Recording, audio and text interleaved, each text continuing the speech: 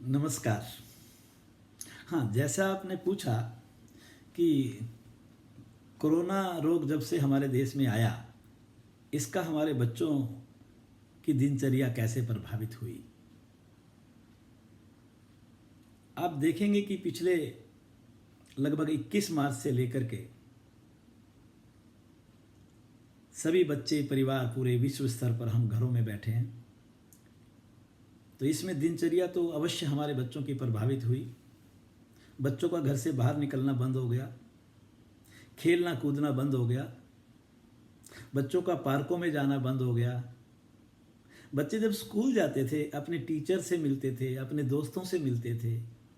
इससे बच्चों की मेंटल हेल्थ भी बनती है और फिजिकल हेल्थ भी बनती है, और शरीर भी सक्रिय रहता है, गतिशील बना रहता है। हम बॉडी की मूवमेंट होती है, एक मेंटल रिलैक्सेशन मिलता है, बच्चे को ताजगी मिलती है अपने दोस्तों से, टीचर से, एक अलग वातावरण में दिन में कुछ देर रहने से।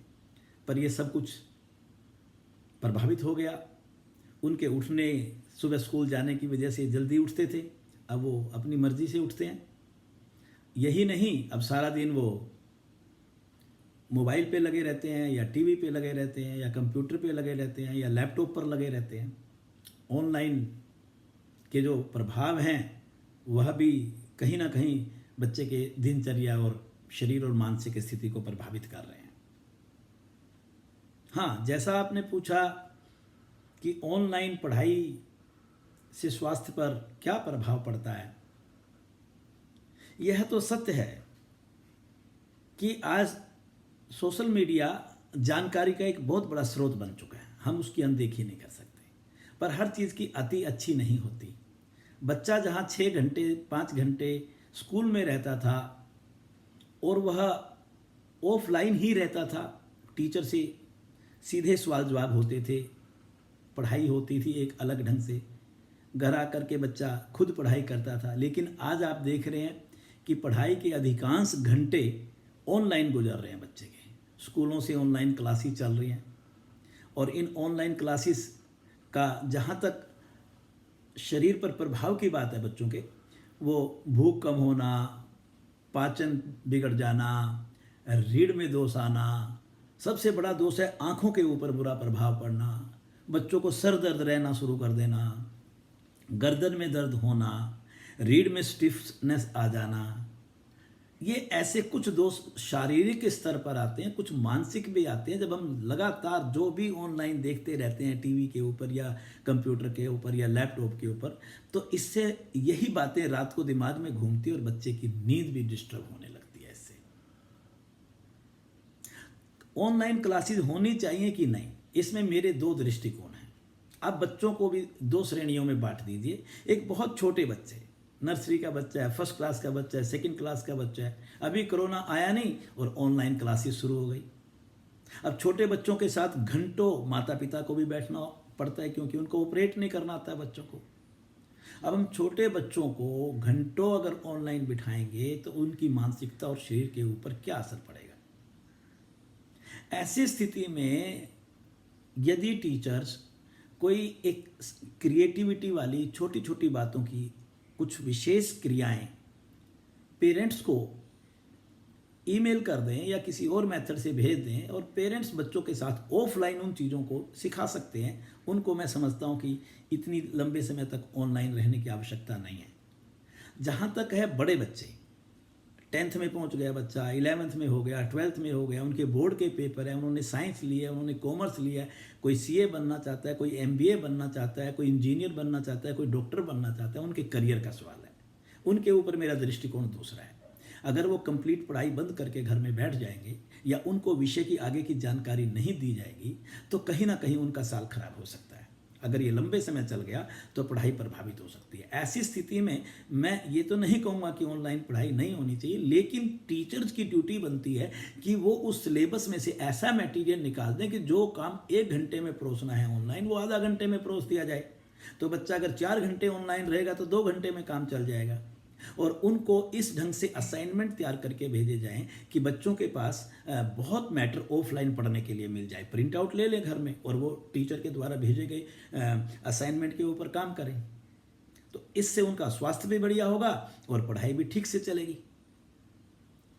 और जहाँ तक खान पान की बात है, बच्चे को घर में 24 घंटे रह रहा है, इस समय फास्ट फूड, मैदा, तली हुई चीज़ें उसके डाइजेशन को और बिगाड़ देगी। ओबेसिटी आ जाएगी कम उम्र में, डायबिटिक बच्चा कम उम्र में होने लग गया आजकल। तो इसलिए भोजन का बड़ा ध्यान रखना है। जब तक हम घर पर हैं, हमें हल्का भोजन लेना है, अल्कलाइन फूड लेना है, ताज़े फल लेने हैं, हरी सब्जियां लेनी है, जिससे आँखों को भी और शरीर को भी ऊर्जा मिलेगी। आपको घर पर तैयार किया हुआ मम्मी के हाथ का भोजन ग्रहण करना है उनको। अगर वो ऐसा करेंगे तो उनका स्वास्थ्य ठीक रहेगा। और जहाँ तक स्वस्थ रहने के लिए अन्य क्या करें, आपने प्रश्न पूछा, तो इस प्रश्न का उत्तर है कि हमें प्रतिदिन 1 घंटा प्रातः 1 घंटा शाम को बच्चों को व्यायाम करना चाहिए। व्यायाम में क्या करें?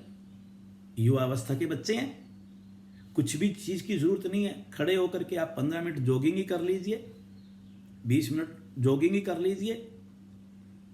आप जॉगिंग नहीं करना चाहते, छोटी छोटी सूक्ष्म क्रियाएं कर लीजिए। आप 15 से 20 बार प्रतिदिन सुबह शाम सूर्य नमस्कार कर लीजिए। रीढ़ को, पेट को, गर्दन को स्वस्थ रखने वाले कुछ आसन कर लीजिए।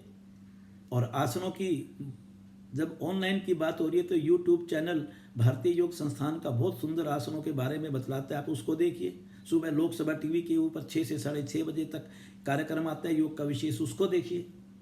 योग निरोग कार्यक्रम आता है।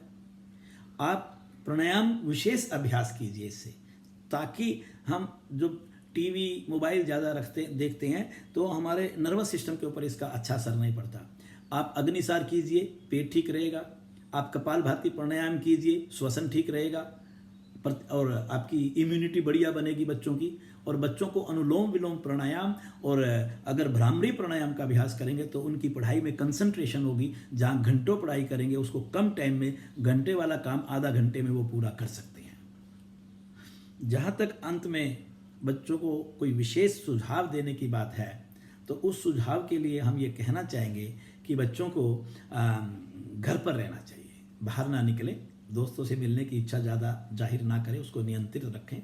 अगर किसी कारण से बाहर निकलना भी पड़ जाए, कभी विशेष मजबूरी हो, तो आप आकर के हाथ जरूर धो लिए। अगर नहा सकते हैं तो नहा लीजिए। अपना पूरा ध्यान रखिए, अनावश्यक घर से बाहर ना निकलें।